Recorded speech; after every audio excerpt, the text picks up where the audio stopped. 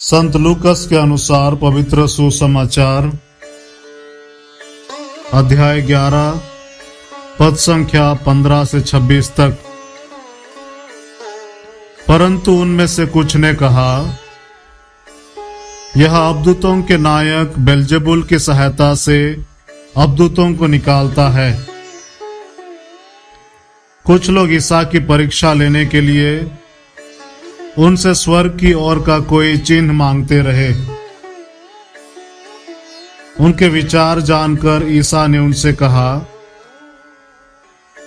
जिस राज्य में फूट पड़ जाती है वह उजड़ जाता है और घर के घर ढह जाते हैं।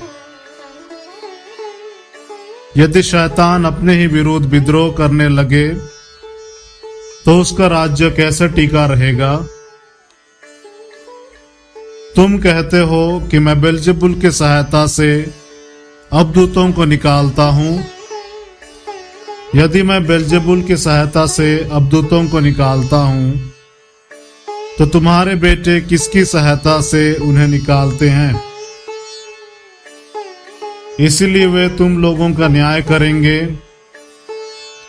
परंतु यदि मैं ईश्वर के सामर्थ्य से अबदूतों को निकालता हूं तो निसंदेह ईश्वर का राज्य तुम्हारे बीच आ गया है।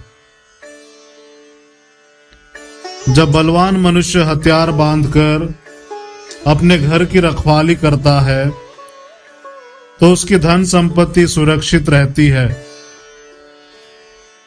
किंतु यदि कोई उससे भी बलवान उस पर टूट पड़े और उसे हरा दे तो जिन हथियारों पर उसे भरोसा था वह उन्हें उससे छीन लेता और उसका माल लूटकर बांट देता है।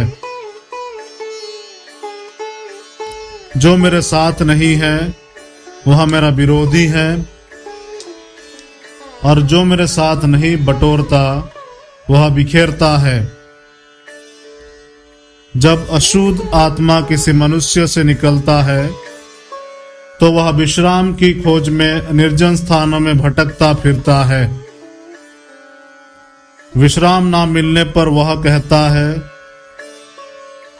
जहां से निकला हूं अपने उसी घर वापस जाऊंगा।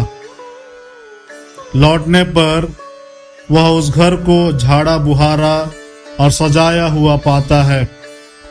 तब वह जाकर अपने से भी बुरे 7 अबदूतों को ले आता है और वे उस घर में घुसकर वहीं बस जाते हैं। और मनुष्य की यह पिछली दशा पहली से भी बुरी हो जाती है। यह प्रभु का पवित्र सुसमाचार है।